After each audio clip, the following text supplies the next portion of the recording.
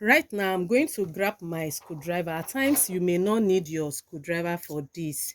So I'm going to loose this place up in order to remove the normal yarn feeder that I have here. So I'm just going to loose it a little. Excuse me. Then as well, loose the main yarn feeder out, just like the way I'm doing right now. Just little to pull it out. Then I'm going to screw this out as well. Carefully keep the knots separate. Then I'm going to turn this just like this and push this feeder, yarn feeder out that I have already there. You can see this is the normal yarn feeder that we always use to do stockiness or any other knitting.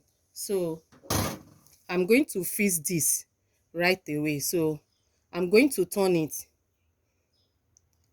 I'm going to turn it this way. This is the knot side and this have to tally so that my knot can just tie it up. So I'm going to slot in this inside it. Make sure you tally the knot, the hole for you to tie the knot. You can see that snappy sound. That is perfect.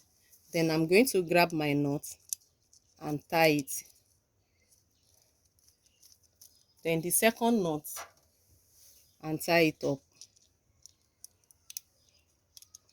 Tie the plaiting yarn feeder up with this.